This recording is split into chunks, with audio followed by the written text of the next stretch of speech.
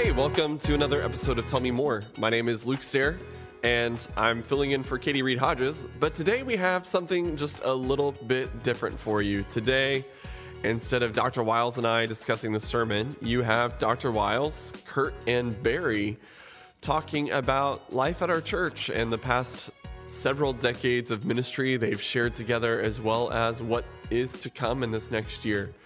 It is a really fun episode, and I hope that you will enjoy their banter. I think it was a fun look into that relationship. So again, we hope you enjoy this special and different episode of Tell Me More.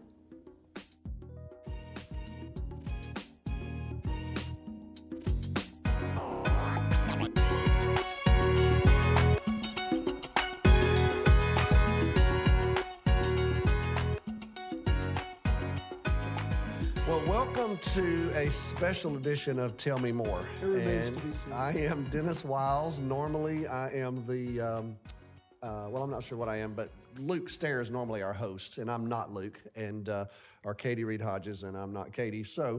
But today on this special edition, I have Dr. Barry Rock. Barry is one of the associate pastors at our church, and Curt Grice, another associate pastor at our church. And so we just want to welcome you to this edition of Tell Me More. And just first of all, welcome. Thank you. Yes, we're glad to have both of you. Gee whiz, it's good to be here. Yeah, and people don't know whenever they see it, this is just a handful of days before Christmas. And so That's right. We feel the spirit. That's exactly right. Yeah, Holly, holly jolly. But Exactly. you need to project time travel into the future because they're going to be seeing this after That's right. Christmas. I hope your this is Christmas about New was. Year's. I hope your That- Christmas was great. That's There you right. go. This is New Year's, y'all. So, well, first of all, both of you guys are old. I mean, y'all been hanging around here a long time. Yeah, Curt, so Curt is tell the me- oldest among us. Tell I me about am. it. So, I am. Curt, you came here. When did you get here? to First Baptist Arlington? 93. He actually came about 3 Which weeks. century? Well, it was the 21st century. Oh. No. No, 20th. it wasn't. Actually, you're right. No, I came in December of 93, and he had come about 3 weeks earlier in November of 93. And strangely, our eyes met across the room. Yeah, that's exactly So when you right. got here, Curt, you came as a youth minister, Yes. and you and Kim, you already had the three girls, right? Oh yeah. they were- We brought I brought the whole family with me. I Okay. didn't come. We came from the East Coast, and I actually brought my wife and 3 daughters, Yes, and good. started off as the youth minister, and we were housed over in the student center back in those days. Right. And, And how old were those kids? Do you remember? I have no idea. They were born in 83 and 86, so I'll let you do the Okay, math. But they so- were young. Yeah, right. Awesome. And then Barry, you came in 93. No, 93. That was we came just a few weeks after Mackenzie, my youngest one, was born. Okay. So, yeah, when we went to Pineville, which is where I was before, we got there in an old car that had 3 dogs and Jory. And when we got here, we had 3 kids and 1 dog. So, there you go. Was that an improvement? And still an old car. in an old car. Yeah, whether or not you improved your lie, it's hard to say. Yeah. No, it's great, man. Well, think about it though. Y'all have been here then. You're in your 30th year. We're in our 30th, 30th years. season. Right, of ministry here at First Baptist. Man. But obviously you were in ministry before that, certainly. And then I came 21 years ago, which I know is incredibly memorable to y'all. It when I was. came in, it was a signature moment Yeah. in Yeah. both of y'all's No, lives. it was, And, in so many ways. so Cindy and I arrived in the summer of 2001. And we came with Hannah and Josiah, and then my parents also, if y'all remember, came with us. I remember. And so, Robin and Naomi. so you think about it, for us as a church, you guys been doing this almost 3 decades together, and me just a little more than 2 decades with y'all. So we've got a lot of heritage here. Yeah, at I'm First Baptist. not a mathematician, but we're looking at 80 years of ministry life at First Baptist Church Arlington. Yeah, and I feel like with another 10 years, we can get Dennis trained up in this thing. Yeah, That's we, right. we might be able to wrestle this thing into a Yeah, good yeah. shape. Well, so when you think about, first of all, you're both still here, but you are in different roles, you know. And so, Curt, Mostly. you're in different roles. Curt, just for our church to know, we've reorganized several times along the way, restructured, if you will. And so some of our folks may not know, but now we have a coordination division, I guess is what you'd call it. And Barry, you oversee that as our associate pastor for operations. I do. We do a lot of aerobics, and I have the marching band. Right. You're in charge And of all the coordination. hand-eye coordination is a That's big right. part of it, too. And so, and that also includes finances and facilities and just the whole operation of ministry, communications. Janitorial stuff, all that. And then Curt, the other division is content, and you oversee that. Just like we used to call coordination operational resources, we used to call content spiritual formation, and frankly still do quite often. But in the spirit of alliteration, we were going for C words. That's right. It's just a Baptist thing to do. But spiritual formation includes all of our educational age group ministries, our missional cross-cultural ministries, and our worship ministries, along with anything else that either one of you guys doesn't want to do. Right. And then the third division is care, and I Which oversee the other that. C word was going to be all the other cred. That's right. But we chose care. But we went to better. care. We went to care. Because it was formerly known as pastoral That's care. right. But so Katie and I obviously oversee that.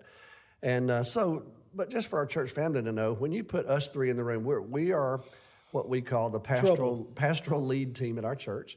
And so if you think about all the employees of the church, all the ministry of the church, everybody that does anything basically at First Baptist Arlington, somehow as they go up the chain, if you will, it either comes to Barry or to me or to you, Curt. And so The buck stops here. that's right. That ought to scare you all to death. We're the representative leaders of this staff. And so there are several things we wanted to communicate to our church today. First of all, I would just say we're excited to be here. You know, been here a long time. Absolutely. But maybe y'all can share a word about that you're still excited about the future. We are grateful for the past. Now, that is true. We are. You know, we like to joke about it, but my goodness, this church's been good to us. We've raised our kids here. Curt and I have grandkids in this church. Barry has a son-in-law and a daughter that's still in this church and a son. And so this is our home, really. Yeah. My excitement comes in several different ways. First of all, we've all done ministry long before this place.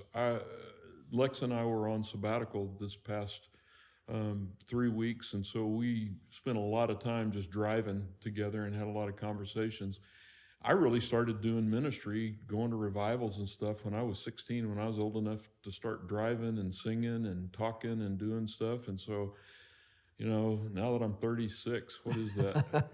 Curt will do the math for you. I'm about to be Senility has kicked in. He doesn't know what day it is. I'm about to be 65, and so do the math. I mean, that's 49 years of doing some level of this kind of stuff. And so the first thing I'm excited about is that I've got to be in the church long enough to make a difference and raise my family. Mm-hmm. I mean that sincerely. Mm-hmm. A lot of ministers don't get the opportunity to be in a church that they love, to do meaningful work, and to raise their families in a healthy place. Mm-hmm. And so I'm excited about that just because I see the fruits of it now. Mm-hmm.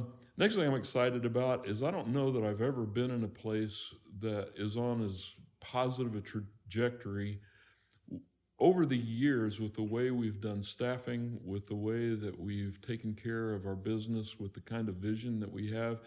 And so I think that what I'm excited about is I think this is an effective church for the kingdom. Mm-hmm. That excites me. Mm-hmm. And I guess the final thing I would say, because I could mention a whole lot more and probably will. We will. But we will. Yeah.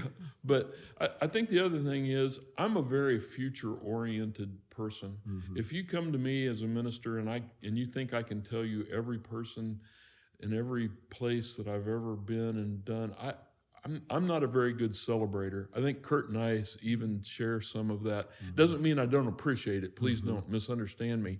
Mm-hmm. And it doesn't mean that I don't have close affinity with a lot of people. But I don't live primarily thinking about all the good things that have happened. Mm-hmm. I live charged up about all of the possibilities that can be. That's what keeps me here. Mm-hmm. People ask me all the time, you ever think about retirement? Well, no, I don't, seriously. Because I love doing this, and I've never been at a place, even in this church, that has me more excited about what's going to happen in the future.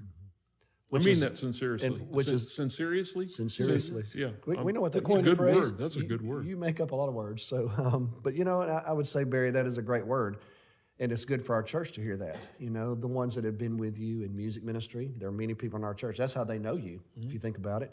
And now you're in this role, and so you've transitioned and you've worked in various places across the life of our church. And to hear that excitement in your voice, to me, ought to be really encouraging to the church. And so, Curt, how about you? A little word about, because we're talking about several other things specifically, but just generally. Well, it's not, again, a brief look back, it's not lost on us that we've had the privilege of being here 2 decades or 3 decades in a church that we love, that's healthy, that's vibrant, that's innovative, because that's just frankly not the experience of most people in vocational ministry. I don't know what the average turnover is, but it's a handful of years for most people in ministry. We've had the incredible privilege of getting to be a part of this church, honestly, for the best part of our lives. In several different shapes of that meaning. For you and I to show up at 35, kind of hitting our stride, and to get to spend the next 3 decades at this place is an incredible privilege, and we're very, very grateful. But to your point, we're more excited about the future than we are the past. A lot has happened just in the 20 years you've been here.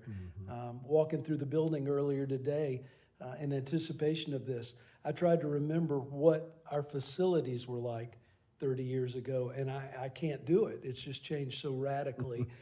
But the campus, as radically different as it is just a reflection of how much our church has changed, how much society has changed, just how much ministry has changed. And that's going to continue.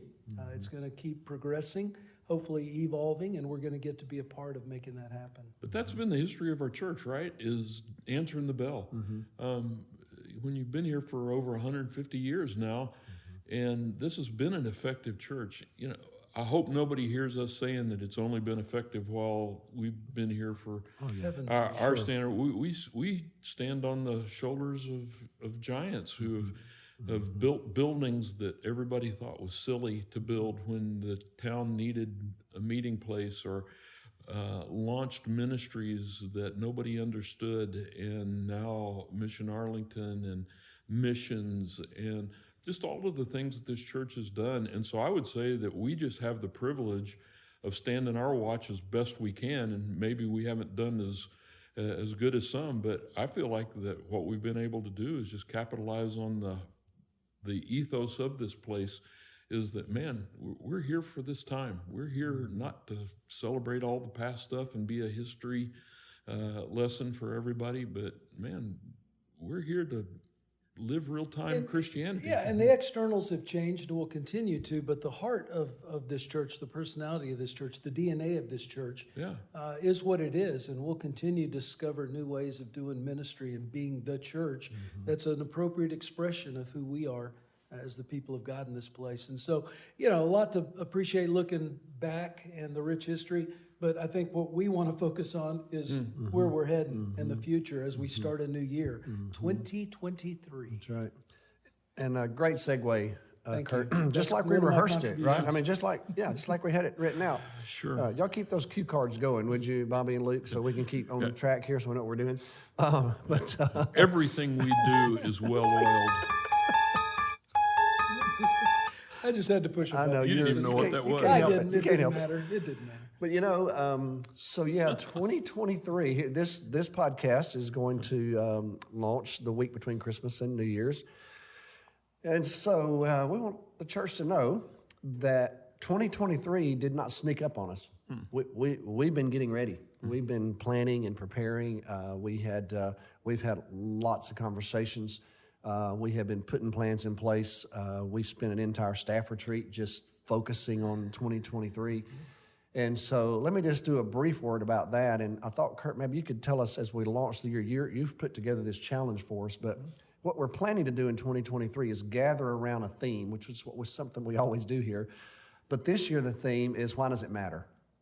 And that theme really materialized last year. Now, it came, I guess, to greater fruition while I was off in July, but it actually started last year because we started having these conversations about coming out of the pandemic. It felt like to us that one of the things people were focusing on was just the whole idea of, well, what really matters? Because everything else had kind of been moved to the periphery. If it didn't matter, it seems like during the pandemic, it just kind of exacerbated that feel that, well, we don't need it if it doesn't matter. And so that led us to think, okay, so what really matters for us as a church? And that's led us to say, okay, for this next year, we're going to learn some apologetics. We're going to learn about representing our faith and making an appeal for it, evangelism. Those two tracks kind of side by side. We're talking about also exploring a new frontier, this whole digital space. And I kind of sounded like William Shatner there for a second. We don't know that this is there Star Trek music We on don't there? know that this is There's the not. last frontier. There's no Star Trek. This No, is that no is fairy definitely tale, not but Star that's- Trek. Okay, Hey, sorry. you know. Anyway. More Anyway. like Tooth Fairy. Yeah, okay. Okay. All right. It's close enough, y'all. The We're the working with next what we have. frontier is the digital church. We don't know that's the last frontier. Yeah, so we're looking at exploring that space. And then also young adults. As y'all know, one of the burdens I have right now is young adults, young families. We've been reading, exploring lots of information about how it seems as if there's a disconnect for many young adults in America between them, their spirituality, and the church. And then not only that, they're awash in this interesting cultural sea right now. And the question is, how do we help young adults and young families find their way in all of this? And so focusing on kind of an apologetic, evangelistic appeal to young adults and helping families know how to manage their way through this incredible morass of a cultural shift that we find ourselves in. So with that said, church, that's really what we're looking for in 2023 is this whole idea of focusing on learning what it is we believe, why we believe it, how we share it, and how it impacts us, particularly with our young families. Some of our seasoned veterans, we're going to ask them to be mentors and encourage and bless. And we want to reach some of these young families in our community that right now I think are living in such a challenging time. And then the digital space, trying to figure that out. So we're going to launch the year with a challenge. So Curt, tell us a little bit about what's going to happen when you launch the year 2023. Yeah, well, the way we have organized ourselves in the last couple of years, we've developed more of a flow and a rhythm, a seasonal. I actually have a prop. Do you? Yeah, hold on. Okay, well, I'll keep talking while you find your prop. But That's yours. Well, are we on? Where's the camera? This is a podcast. Can they see us? They can. We're videoing. Oh, I forgot So that. here's the We're deal. videoing. We passed out on our 2 Christmas Eve service and then again on Christmas Day this Winter Break Challenge. And this is just a workbook. And it's designed to give people some resource and some instruction, hopefully some encouragement and inspiration to redeem the time between Christmas and the New Year, the last week or so of the old year, first couple of weeks of the new year. We want to encourage people to establish and to develop some healthy habits. There's so much unhealth, so much dysfunction, to your point, in society around us. We want to encourage people to pay attention to 3 areas of their life that are integrated, and that is the spiritual component, the physical component, and the emotional component. And so in this workbook for the 6 weeks, the last week of December and then the 5 weeks of January, we're asking people to spend time each week thinking about their relationship with God, to read a devotional that I put together, to do the daily Bible readings, to actually spend time with God, cultivate that spiritual component. We want them to take their physical health spiritually. And so Tara Toms, who oversees our activities ministry, has put together some resources, some help, some encouragement to people to be tangible in their exercise and their thoughtfulness about their physical health. And then Katie Reed Hodges has put together some helps for our emotional, relational well-being. And so each week there are those 3 components. But in the spirit of establishing habits, Luke Stair has put together these missional habit prompts for us to think about how to live out our faith in a meaningful way with other people. So it's a workbook, lots of empty lines and blank spaces for people to write in. What do I want to accomplish? What are my goals? Who am I interacting with? Who am I scheduling a meal with? How am I exercising? What am I hearing from God's Word as I'm reading the Bible? So we're encouraging people, winter challenge, to pick this up, take it seriously, use it, put it into practice, hopefully develop some habits in the new year that'll carry them through 2023. And that's Curt, what I like about that is it's a holistic approach to launching a new year. When typically, we all know, you have the New Year's resolutions and people think, man, I want to get in shape, I want to do this, I want to do that. I mean, this will help capitalize on some of that. Yeah, there's a whole list of things to do in there. Yeah. And everybody's in a different place. And so we're not saying everybody do everything. We're saying, hey, before God, be honest. Where's the greatest need in your life right now? And it may be relational, emotional. Right. You may be carrying around some baggage that you need to address. It could be physical. You let yourself go, and you need to just incrementally begin to address your physical health. Certainly, we could all do better spiritually. And so being attentive to the Word of God, being thoughtful, recording, journaling, writing down what the Spirit of God's prompting in you. We believe all that can combine to create better health in the new year. Thank you, Curt. And another thing that I like the holistic approach, but I also like the just the interdisciplinary approach and the intersection of so many different staff members who helped put this together. And I think that's also something that has encouraged us. I mean, We've just got what some you great just said, staff members. When we talk about the future, the thing that I'm most excited about is this next generation of young leaders that we've assembled. And You're welcome. Yeah, well, okay. You had a contribution in that. Absolutely, you did. Oh, I thought you were. No. You made a contribution to bringing on the next generation. Right. Okay. But your emphasis about young families, and we're going to be paying a lot of attention to that. Well, we're currently in the process of trying to locate somebody to lead our young adult ministry, our preschool ministry, two of the key components to the young family emphasis and focus in the new year. And that's exciting. And even when you just said what you said, Tara Toms helped, Luke, Katie. These are some of our younger the staff next members. generation. Yes, I have golf clubs older than all of them. Amen. And so and articles of clothing. Yes, and so that are back in style now. So, but think about how these younger Connor. I mean, there's a whole group of them that have joined us.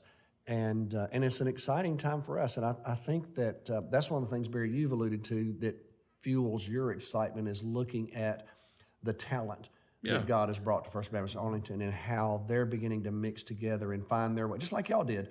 You think about when y'all came in some ways. Yeah, I don't want to get into all that. I think they're more talented than y'all were. No, look at the time. They're probably more talented than y'all were. But nevertheless, I'm just using something that people can relate to. I think the thing, I know, you don't want to be disingenuous here. You don't want to act like we haven't talked about a lot of this stuff like, let me remind us. We've talked a lot about what is our legacy. We're closer to the end of our careers than we are to the beginnings of it. I'm closer to retirement than I am to being the 16-year-old that started driving around in a 63 Chevy singing in places with a reel-to-reel recorder. And that was a good run, though, bud. It was a good run, made millions. And, hundreds. I remember that night in Chakota, Oklahoma, where there was probably 30, 35 people. Oh, you made money standing behind a screen at a funeral home singing for somebody you didn't even know. Boy, that is true, too. I got stories. But, I think one of the things we've talked about is legacy. And as you get older, you start wondering, what are you leaving and preparing more than sometimes what you're actually doing. And so I know we've all talked about in our hearts that one of the things that we've got to do is figure out how to share what we've learned, good and bad, what we have done well and poorly. And so it's an interesting transitional time where you're trying to cultivate leaders that are going to outlast you and to give them the space to create a world that we couldn't create, just to be frank. The skills, the gifts, the language, the culture, the age, the affinities, the experience. And so, and all the leadership stuff that I've done in schools and all of that kind of thing, leadership has to be granted by people who are in leadership. You have to give space for people to come in and make a difference. And that's something I've been praying a lot and we've talked a lot about is how do you make space? Because one way to do it is just tell everybody this is the way. Go and just live in this world and don't bump into the edges of it. And you can do that. And or you can make space for everybody to come in with different thoughts and ideas. I think that's also a good word institutionally, not just for us, is that when you have new thought, new idea, new inflow, that you have to be careful about your wineskins. You have to be careful that what you've had in the past doesn't poorly react to the possibilities of the future. It doesn't mean that you get rid of everything from the past. It doesn't mean that you embrace everything from the future, but somewhere there's a transition where things are just different. And so for us, it's this granting of authority and this granting of permission to do things differently, make mistakes, not be judged on every single thing. And so that's a word that I would give to the whole institutional church, First Baptist Church as a family, is, man, we're going to be trying stuff and doing things, and you're going to hear stuff, and we're going to be challenged as leaders to, there are things happening right now that I would never have done, not because I disagree with them, because I never would have thought of them. And I think that that's great. But the other part of it is you have to learn.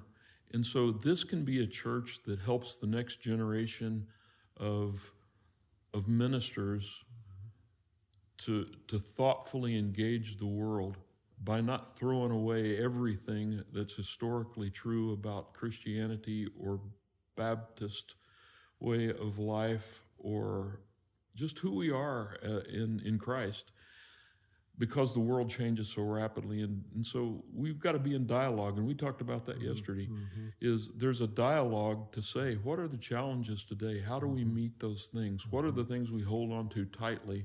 But what are the permissions we have to give to intersect those things differently? And so there's got to be enough steel to keep you standing up straight. That's the gospel. The gospel's always going to be here. It's not about whether we're going to be the ending or the beginning of the gospel's power or strength. But it is going to be about how fit we are in God's kingdom to do it well here in this place. I want to make sure that I connect the dots and offer this contextualization. I believe that we, in all our conversations, deeply desire to bless the next generation of young ministers that are coming up. That is our legacy. We believe that's one of our chief roles.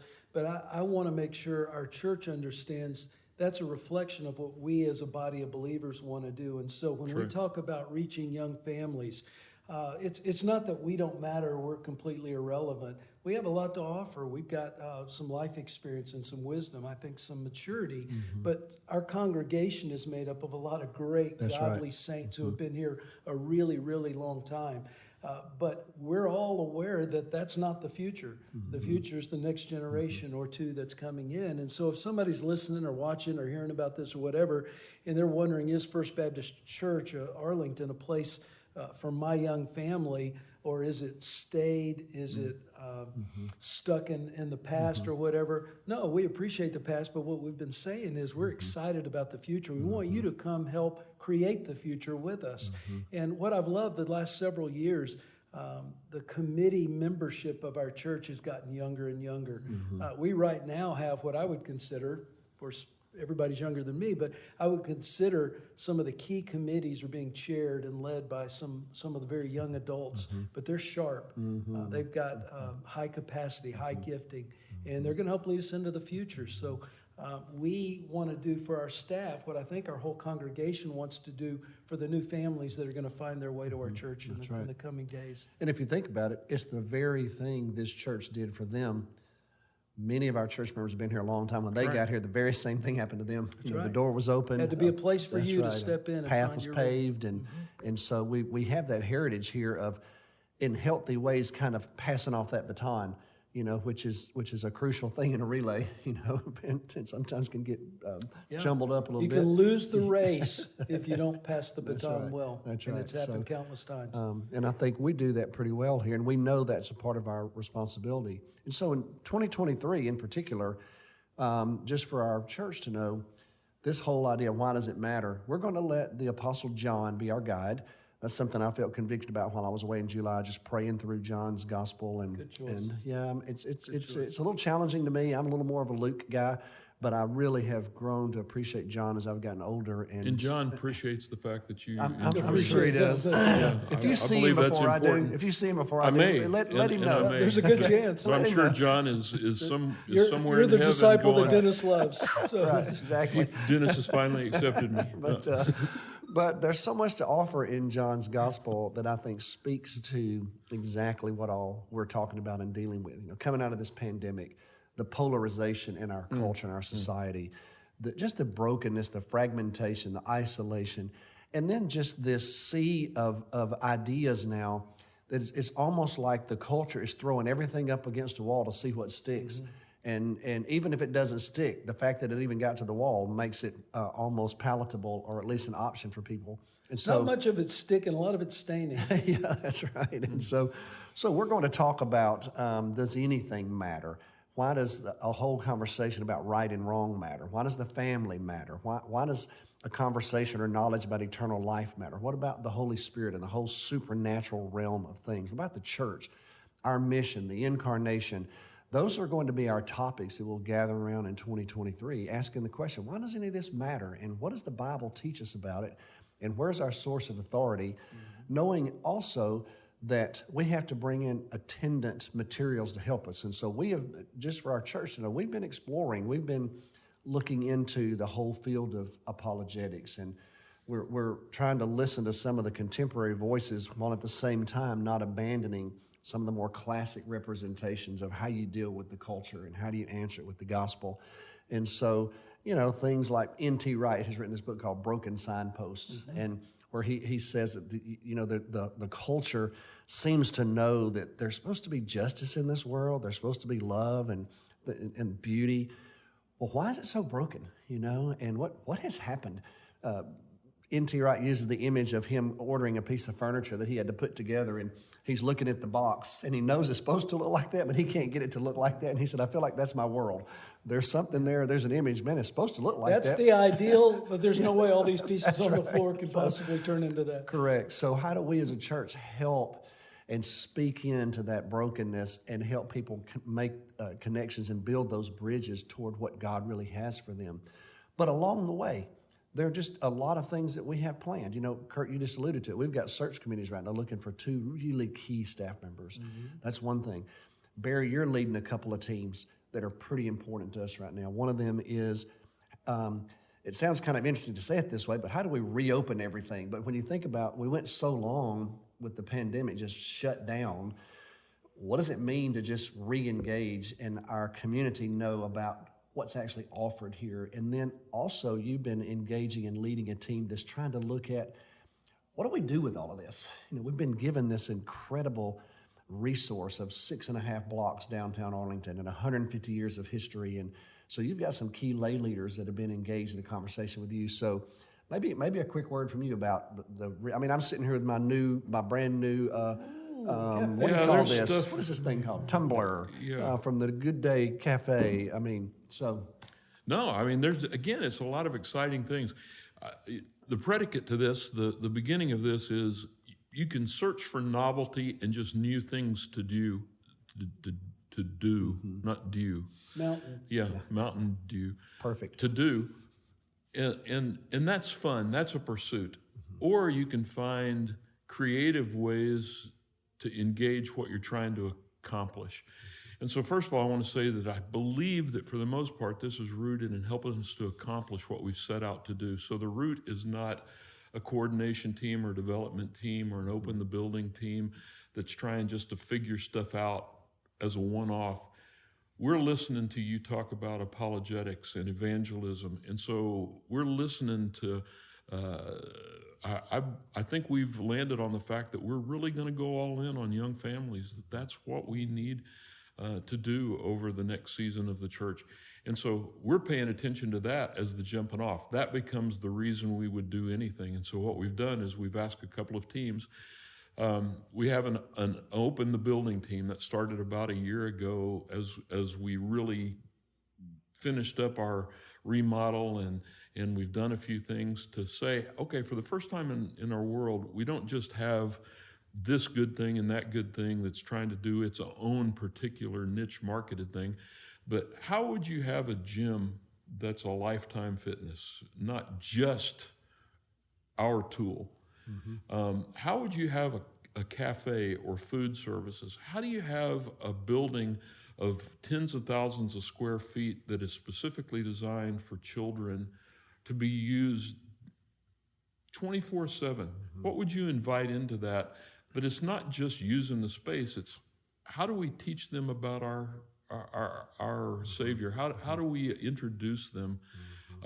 How do we reach young families who are looking for a grounding and even just community? It may not even start with a spiritual conversation. It may start with just proximity.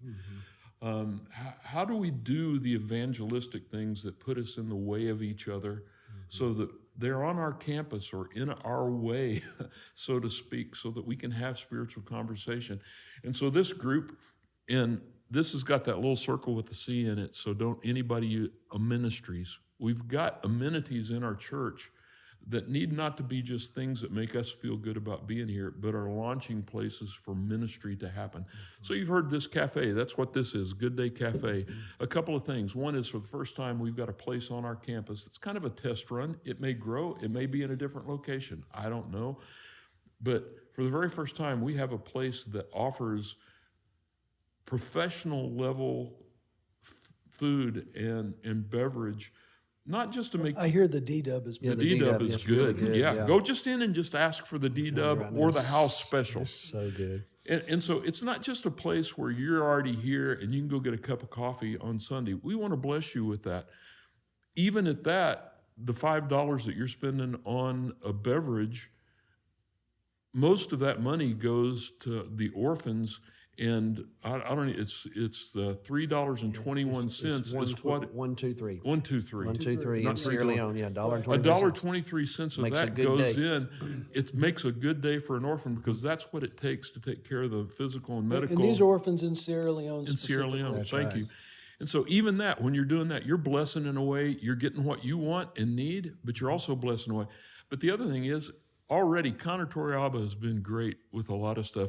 He's already inviting students not to Starbucks or to White Rhino or the few... Are you allowed inclusion? Are you allowed to drop the names? Yeah, of I'm local doing them businesses? all those. which are great things, and they're partners in town That's and all. right. But he's inviting them to our church to have a really good cup of coffee, and it puts them on our campus where they learn the feeling of being here. And so it's not just an amenity for us to enjoy; it's a ministry opportunity for us to be challenged by. Hence the name A Ministries. A Ministries. I knew he'd bring that up. Yeah. Well, I'm not sure he came up with it. No, I did. Yeah, okay. All Well, right, if I good. didn't, it was a part of something You're that I was a taking it. part You're of. taking it, aren't you? Yeah, I learned that from the best, Of sir. course you did. And so the other part is this development team.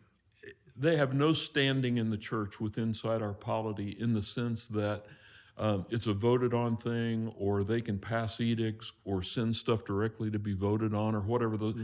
But for the first time, again, like the ministries thing, we're looking at everything that we have. How does it work together? How do we not just look at an issue, but develop something that looks at the possibilities? So one of the people that's on there is Jeff Williams, and everybody knows the depth that Jeff Williams dives into when he's talking about our city.